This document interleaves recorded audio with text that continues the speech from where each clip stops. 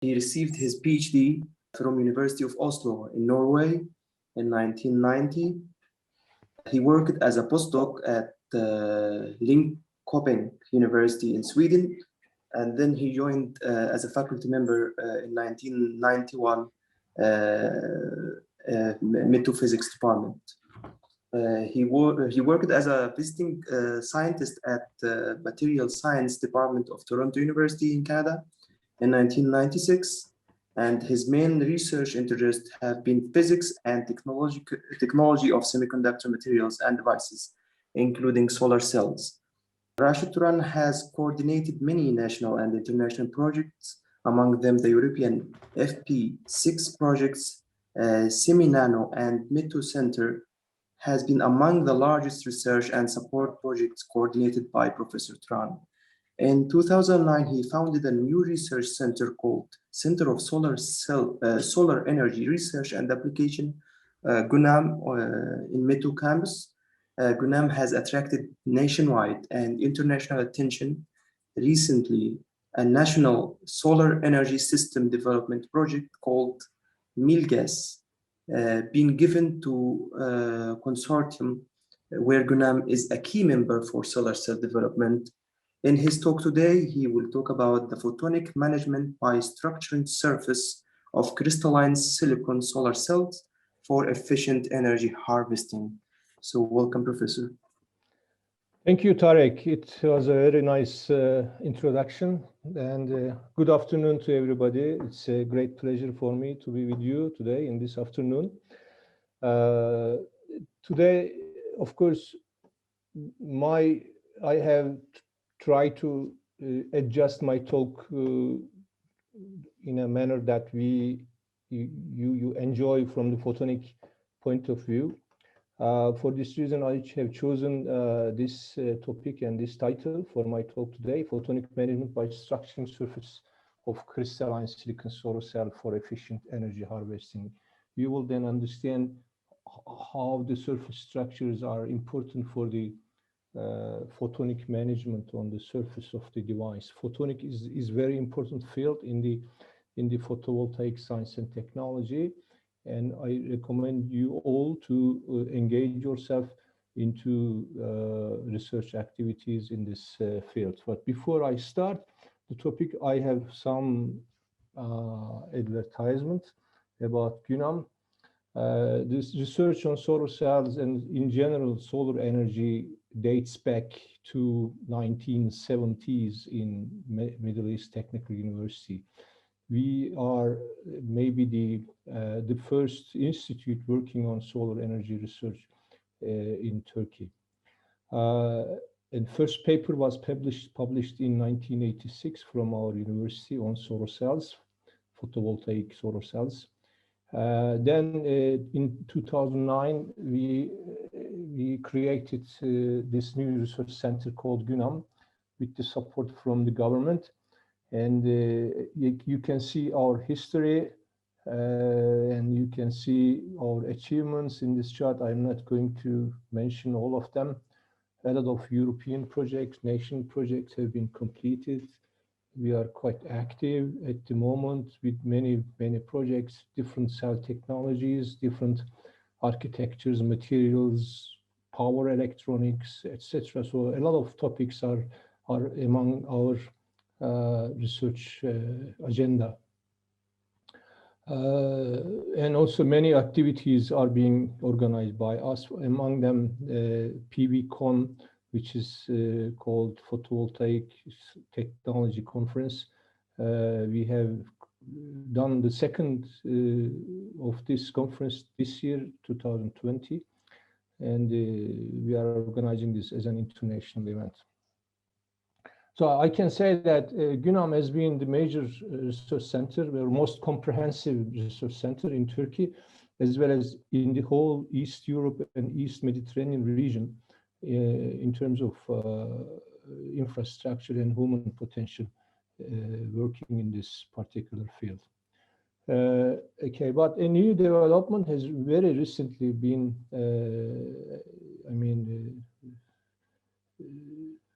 done, which is about our new status. So we have now been independent from the university in terms of administrational and also financial organizations. So we are independent from METU from beginning of January. So this is a new status. So our status has become exactly like Bilkent UNAM. So we are a kind of national research center on solar energy technologies. Okay, so here you can see our laboratories. There are 6 divisions in UNAM. Maybe the first and the biggest one is silicon photovoltaics. The second one, emerging photovoltaics, module technologies, power electronics, solar thermal power, and also test and characterization division. So we have 6 divisions under which we have a lot of subgroups and people working. So in total, at the moment, we have more than 100 students and also many researchers. More than 50 staff members. So, and these numbers will increase in the coming days and years. So if you want to join us, we are going to hire many people at any level, at very different levels. So you are welcome to apply to our center for job or for any other research activities. So we have 2 major extensions in the last years. One of them you see on the right side, it is fully operational. It's our new building in which we have a kind of pilot scale production line, which is fully compatible with the industry. We can fabricate many different solar cells like PERC cells, PERT cells, bifacial cells, etc. And we hope to work with the companies in this white building. The other one is METU Research Park. We will have a large lab space in this building, including a clean room with 500 square meter lab area. It is close to the METU Industrial Development Zone, which is also an advantage for us. So these are 2, and this building will be completed hopefully at the end of this year. Okay, so this is a picture from our pilot line building. We call it GPVL. This is UNAM photovoltaic line, in which we have many equipments to fabricate solar cells with the industrial dimensions and sizes. So at the moment, we are collaborating with many companies investing in this field, including the largest one, which is done by Kalyon Holding in Ankara. Okay, now I can come to my scientific part of the talk.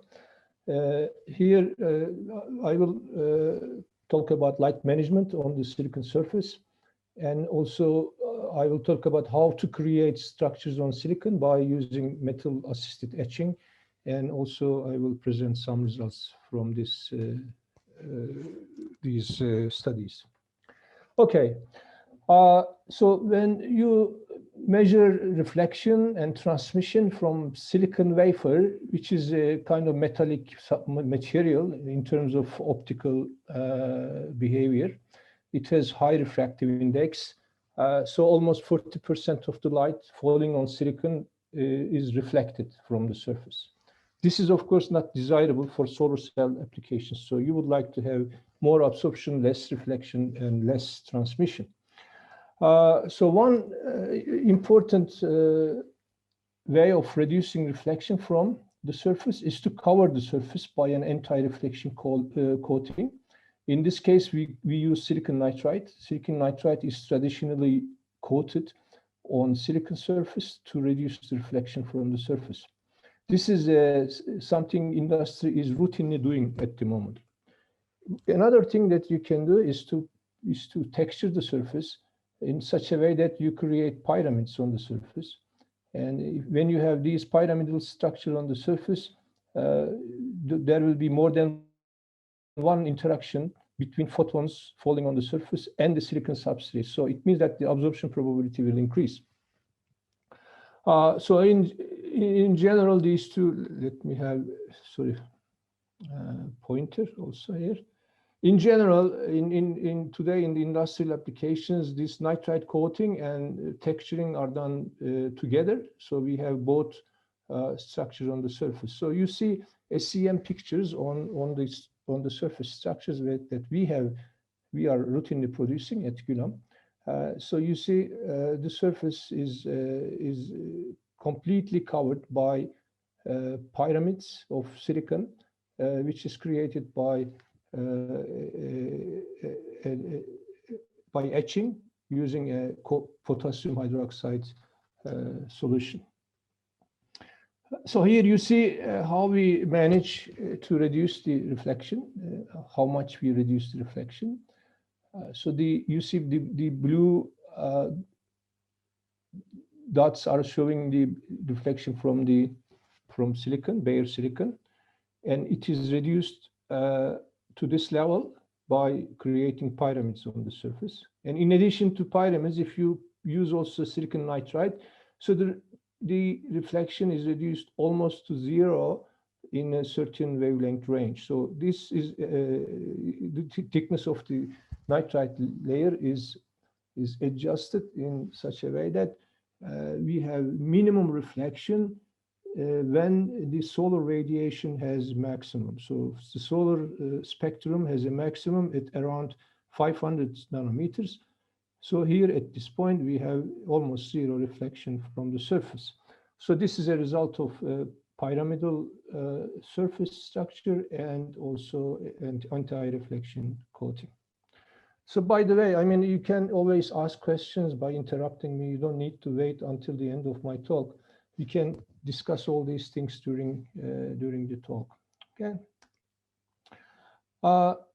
So there are, of course, many studies looking at how to improve the reflection losses or how to reduce the reflection losses from the surface and how to harvest more photons coming from the sun. Because even in this case, we have still some reflection, you see, in this range, or we have certain loss in the infrared part of the spectrum. So, many groups are working on to improve the gain in these parts of the solar spectrum. So an alternative way of structuring the surface is to use metal-assisted etching, which is just a minute. I'm trying to get rid of this menu line here, but I couldn't do this. Okay, anyway, don't worry. So here we use so-called metal-assisted etching.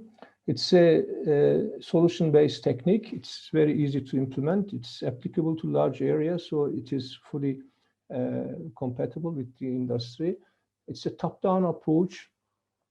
It means the electronic and mechanical properties of the substrate remained.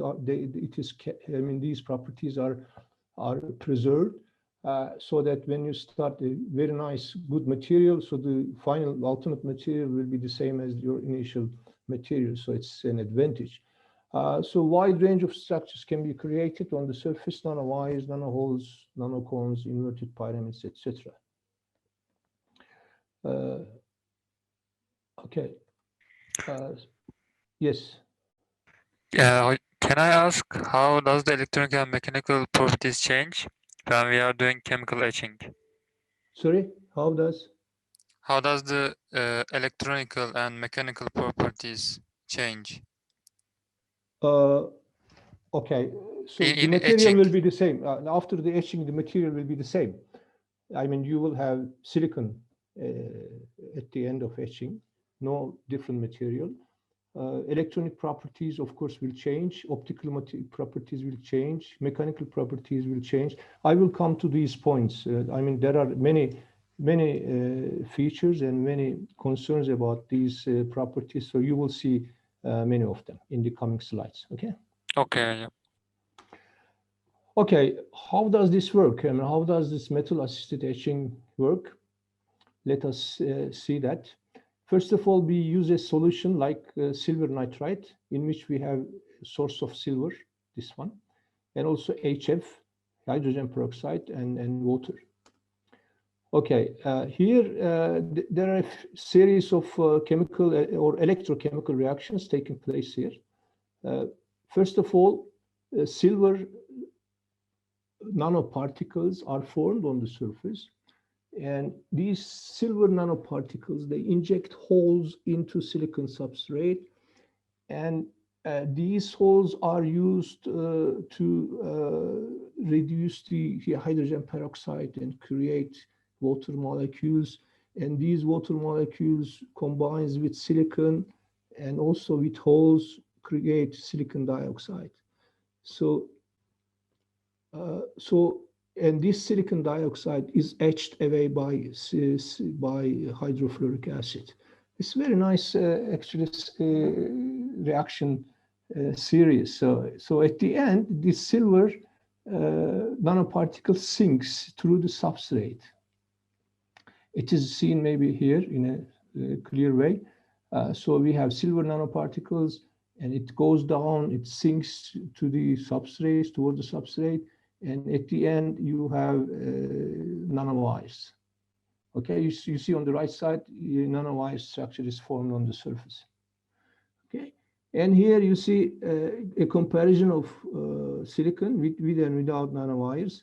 If you don't have any nanowire on the surface, it's a metallic view, and the reflection is very high. You see this black curve is showing the reflection from this silicon without nanowires.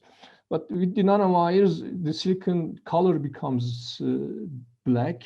We sometimes call it black silicon, which is a good definition for this type of material. And then the reflection goes down depending on the length of these nanowires. So you see excellent structure. I mean, you have vertically aligned, nice nanowires, which are formed very easily by this solution. And more details can be found in this paper. This is a fundamental paper we published in 2012, and this work was done together with Professor Emrah Ünalan from Material Science Department of our university. It was an excellent collaboration paper. Okay, and we apply this. I have a sorry. Yes. Black silicon. Is this the structure of black silicon usually, like nanowire black silicon? Is it like that, or like triangle? Because I have seen. No, like no. This is. I mean, of course, black silicon is a very broad definition. I mean, there are many different structures that can give you a black color on silicon. Okay, so this is one of them. Black silicon means the color is black, or the reflection is very low. Okay, yeah. So this is the definition of black silicon. But this property can be obtained by using many different type of structures. These nanowires is one of them. Okay. Yeah. Thank you. Okay, so we apply these nanowires to solar cells. So you see these are pictures of solar cells, monocrystalline and multicrystalline, and these solar cells are industrial size and large size, 15 centimeters by 15 centimeters. And we fabricated cells and we measured them, we analyzed them, we published many papers on them. You can see some of them here. And at some point we have come to this conclusion. So our nanowire cells are not performing better than standard solar cells because of the reasons I will explain later on. So reference cells are better than nanowires. So at that point, we stopped working on this, on solar cell applications. And then we found some other solutions. You will see them. Okay, what is the, okay, just a minute.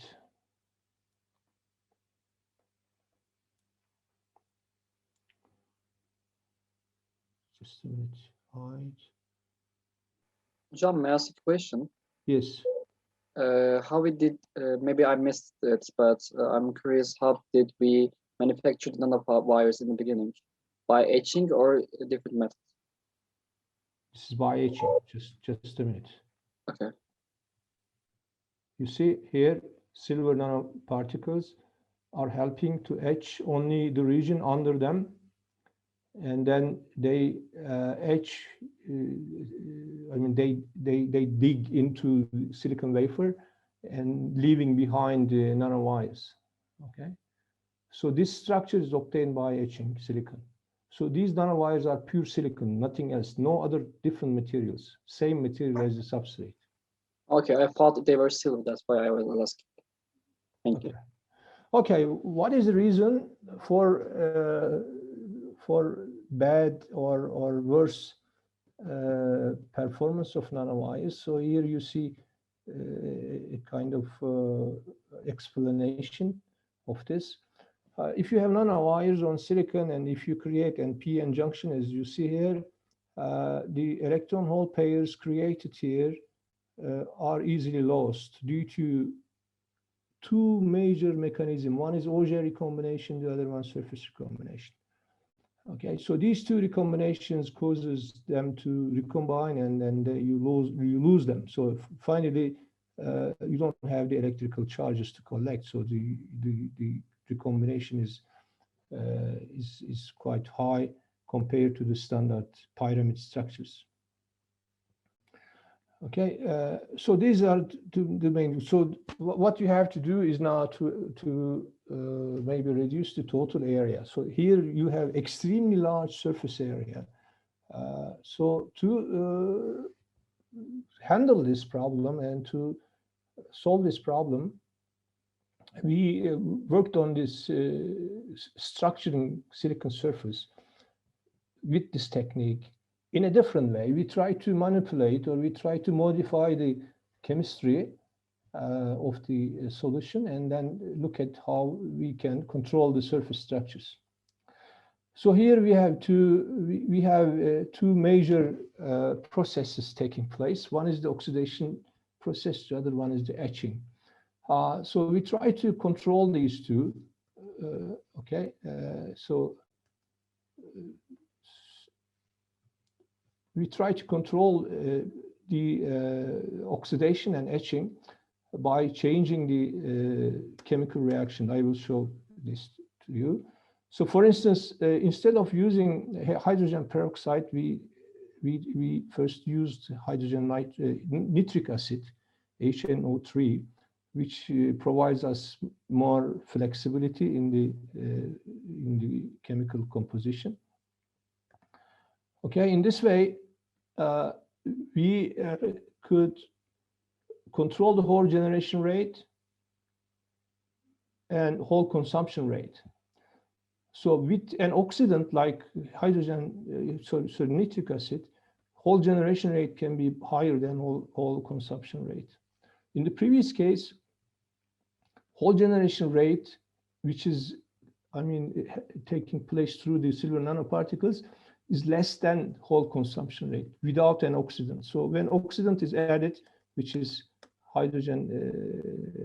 nitric acid, then we have a different structure. You see, the final structure is kind of small conical structures, small cones, which have the nanometer scale dimensions. So in the previous one, we have kind of cylindrical wires on the surface. In the other case, we have kind of triangular, pyramidal, or conical structures. So you see real pictures. So when we increase nitric acid, which is the oxidizing agent, then we go in this direction. When we increase hydrofluoric acid, which is reducing the oxidation rate, increasing the Hall consumption rate, so we go in this direction. So by adjusting HF and nitric acid, you can end up with two quite different structures on the surface, like you see here. In one case, we have nanowires. In the other case, we have more like porositic structure, or small, maybe in the next, here you can see like small cones or pyramids at nanoscale. Okay, so these structures, of course, have different optical behavior, different reflection behavior. It is summarized here. Vertical axis shows the weighted reflection, and the horizontal axis shows the HF concentration. So when you increase HF, we are moving towards the nanowire structures or microwire structures. When we reduce HF concentration, we have more like nano conical or nano pyramidal structures on the surface. Okay, we did a lot of passivation studies. Passivation of solar cell is very important.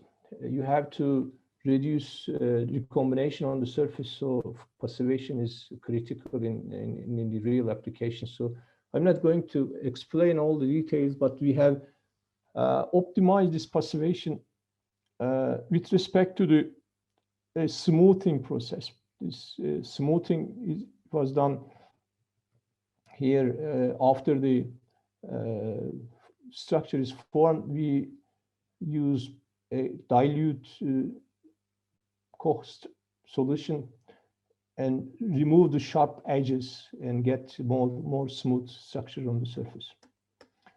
So, I mean, we were able to get good values for the effective lifetimes. So at the end, after many material scientific studies and also optimization, so we end up with fabrication of solar cell. We demonstrated how our new surface structures are behaving, and if they are giving a good results for solar cell performance. And you see here, we have two rows here. One is showing the pyramid standard solar cells with pyramid structures. The second row is showing our nanostructures. And if you look at the efficiency values, we have obtained almost very similar results in the case of monosilicon solar cells. But in the case of multi-silicon wafers, where we have different silicon domains or different crystalline domains in the starting material, here our nano surface structures is outperforming the ISO standard texturing. So this blue row is showing the standard texturing process, which is also done by industry. So here in the second row, you see our results with our nanostructure. So it is clearly showing that our approach is giving better results, especially in the case of multicrystalline silicon solar cell. Okay. So later on, we have looked at other structures. One of them is so-called inverted pyramids. Inverted pyramids are very attractive because they give us much lower reflection properties. Instead of having these upward pyramids, you can have inverted pyramids like the one you see in the screen. This picture was taken from another publication, 2016. Here they use photolithography to create, and also etching to create these periodic structures. Photolithography is not desirable for the industrial production, so this is not applicable actually. But in the laboratory scale, it can be good to demonstrate something. So it is very much desirable to have something which is compatible with the industrial applications. If you can discover such a process and apply it to large-scale production and large-scale solar cells, then it is very attractive and also desirable. So we started working on looking at copper nitride solutions, which is behaving different than silver nitride, and we have shown that these inverted pyramids can be created by this copper-based solution. Although it's not periodic, it doesn't need to be periodic. Actually, having a random structure is more desirable, or it has certain advantages. So we could have, I mean, we could fabricate these inverted pyramid, these copper-based solutions. It is very similar to silver.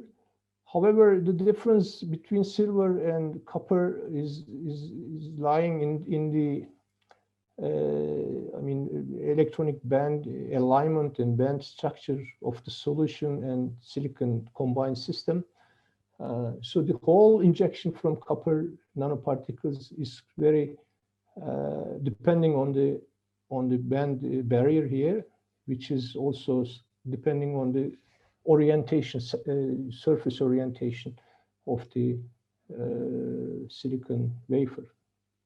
The rest of the rest mechanism is same as silver. Etching system is same as silver nanoparticles. Here we these are something very new. We haven't published any results from these studies, and we are now working still on them to get the best results. So here you see reflectance as a function of wavelength, and in some cases we have reduced the reflection down to 3.7%, which is extremely low. This is not possible with the upward normal pyramid structures. Okay, and you see pictures from our structures and the reflections from them. So after 15 minutes, for instance, etching in the copper-based solution, we have been able to reach extremely low reflection values. Here there are a lot of material scientific aspects to consider, and also electrochemical concepts.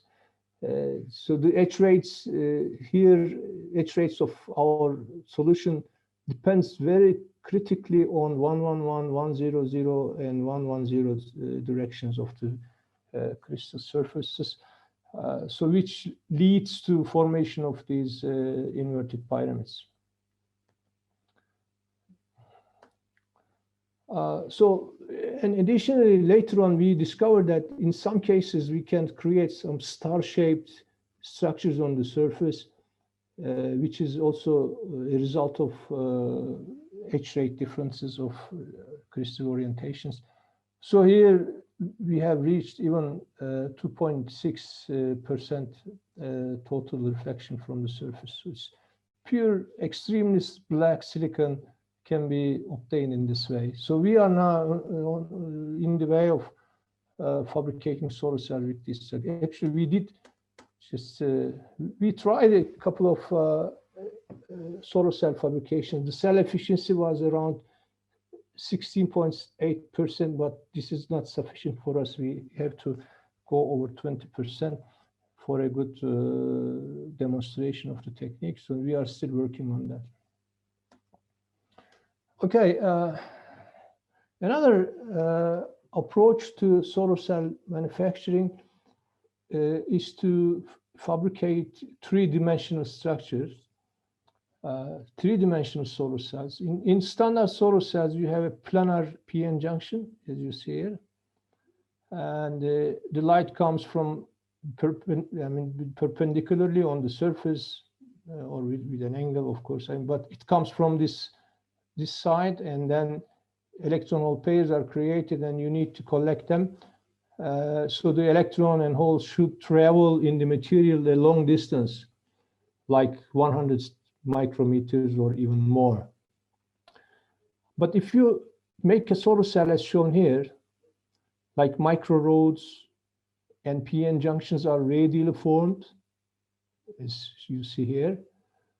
So the electron hole pairs do not need to travel long distances. So it's a very short distance to reach the junction region. So then you can separate them and collect them. This is the idea, this radiojunction solar cell.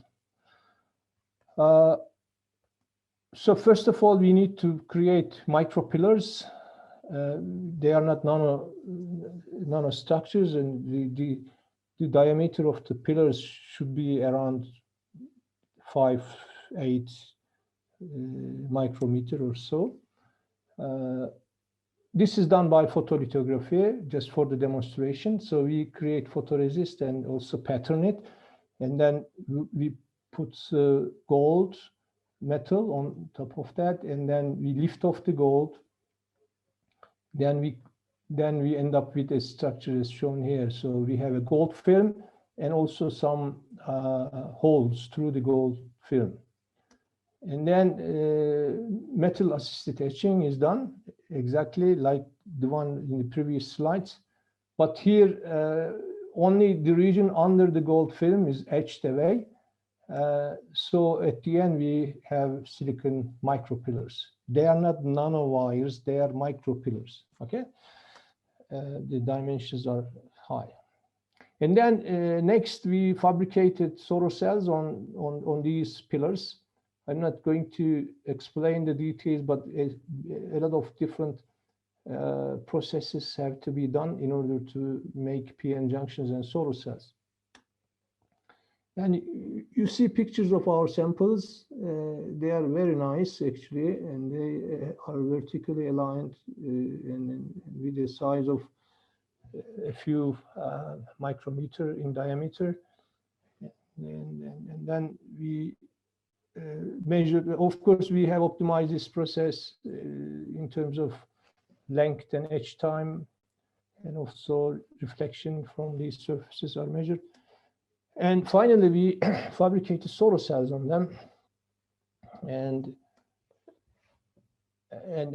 we have you see the solar cell parameters as a function of micropillar length and efficiency and the other parameters. And you see VOC, which is open circuit voltage, decreases with the increased pillar length. This is expected because the surface area is increasing. And the short circuit current increased up to 11.5 and then decreased. This is also expected because you have a kind of optimum point for the current collection and fill factor. And also finally, we have obtained the best combination in this case, which is corresponding to the micropillar length of 11.5 micrometers, and the efficiency was 17.27. And this is published recently in Solar Energy, so you can check this paper if you like. And these structures can be made flexible. Actually, we tried that, and we fabricated them on a very thin silicon wafer. As you see, it is bendable, flexible. So solar cell fabrication is also done. So finally, I come to the conclusion. Crystalline silicon is a poor absorber. We need to texture the surface, or we need to cover the surface with the anti-reflection coating. Texturing is difficult for multicrystalline silicon, normal standard texturing. And our metal assisted etching is an alternative. We have many publications in this on this topic. So if you like, you can find them in the internet. And the nanowires resulted in high optical but poor electrical performance. So we optimized this etching technique to control the surface structures. And this has been applied to mono and multicrystalline silicon solar cells. After the optimization, we have reached 0.1 absolute gain in monocrystalline silicon and 0.6 absolute gain in multicrystalline silicon. So this proves the applicability of this method as an alternative to future cell concept. And copper-assisted etching creates inverted pyramids on the surface without any need for lithography. And finally, we made radiojunction solar cells, which is also desirable in certain cases. And it can be also done in a flexible way. Okay, so these are the people contributed to this work, and also financial contribution. And thank you for your attention. So please ask your questions if you have any. Thank you.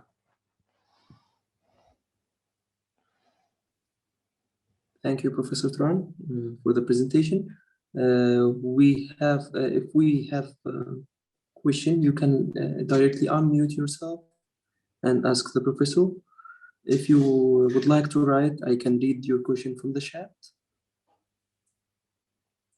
Just feel Feel free to unmute yourself and open your camera. Okay, we have Shafak now. Hocam, just out of curiosity, are the nanowires fragile? Like, if you touch them, do they break? Have you ever tried or had an observation about that? No, we didn't try that actually. I mean, we of course touching our samples is forbidden, by the way. Yeah, but I know from the literature people are removing them from the surface. No, we did actually. We tried them to use them in the battery applications, lithium-ion battery applications. So we removed from the surface and by using a knife, actually, not by touching with our fingers. But of course, they are fragile. I mean, if you touch them, if you apply a pressure on them, you destroy them. They are easily bendable. I mean, yes. Okay. Yeah, so you put like a surface on it to protect it from others. Yeah, of course. I mean, normally solar cells are laminated for the use later on. You know, I mean, you can laminate using laminators so that you get more robust surface structure. But we didn't try that actually. We don't know if this lamination creates any negative effect on the performance or not. Because I mean, we at some point we decided not to work on these nanowires for the solar cell applications because we found that also literature. I mean, there are a lot of publications on that. We found that nanowires are not better than standard pyramid structures in terms of electrical performance. From the optical performance, yes, it is much better. But because of the very large surface area, we lose electron hole pairs due to the recombination on the surface and also Auger recombination. So for these reasons, we stopped working on nanowires for the solar cell applications, but we are working on them for some other applications, not for solar cell applications. Okay. Yeah, thank you, Professor. Hocam, there's also Yes. okay. All right.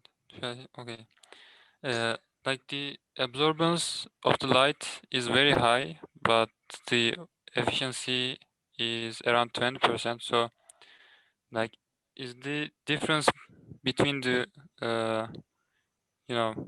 absorbing light and the efficiency we get at the end, is it only due to like Auger and surface recombinations? No. I mean, first of all, when you look at the solar spectrum, you have huge amount of photons having energy less than band gap of silicon. So they cannot be absorbed by silicon, they pass through silicon. I mean, infrared part of the spectrum cannot be used, so you lose them. And also in the case of UV side, most of the energy is lost as a heat. So there is no way of using them as a electrical power. So almost 60%, even 70% of the light is lost because of the intrinsic properties of silicon. Silicon, because I mean, you have less energy or very high energy. Okay, because this is a quantum device. I mean, solar cell is a quantum device, and you have one photon creates one electron hole pair.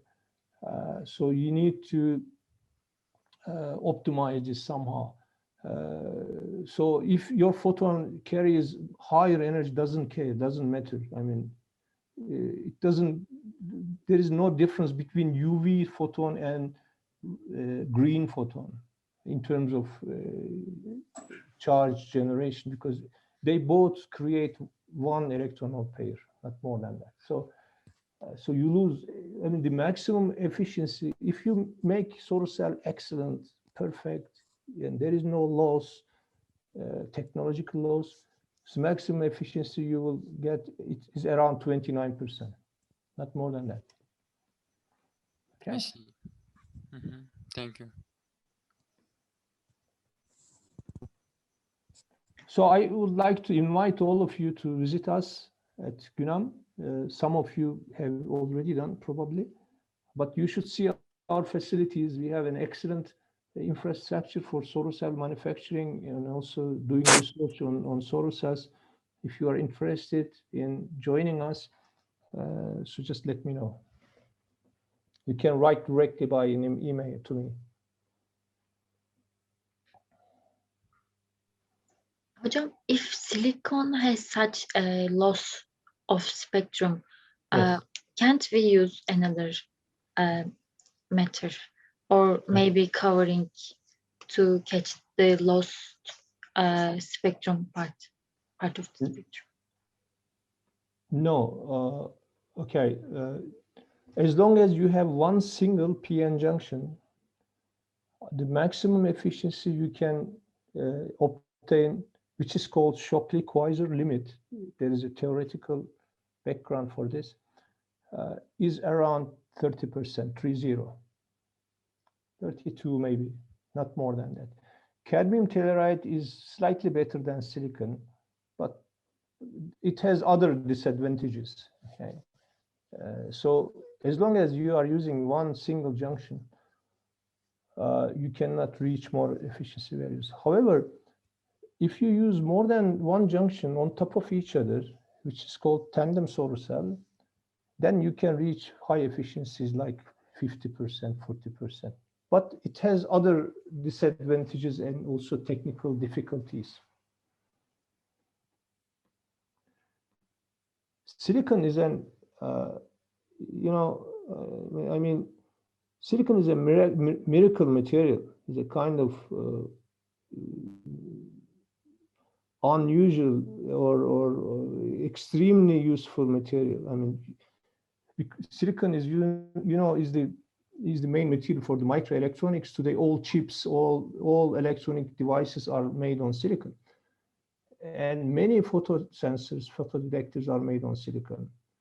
And today, almost 95% of PV industry is dominated by silicon technology. Silicon is an excellent material. We know everything about silicon, so it's quite suitable for large-scale applications. Of course, for some specific particular applications like satellites or very specific cases, you may consider using other materials giving us higher efficiencies like gallium arsenide with tandem structures, many junctions on top of each other. But the cost of those systems is at the moment maybe 100,000 times more than silicon cost. Okay. So it's the optimum material to use, you say? Yeah, The sure. best one. Yes. I thought maybe some kind of doping might increase, but you say the junction actually limits the efficiency, right? Doping doesn't make, any change. The number of junction is the parameter. So if you have one junction, you have maximum upper limit for the efficiency you can reach. Okay, I understand. Thank you. Mm-hmm.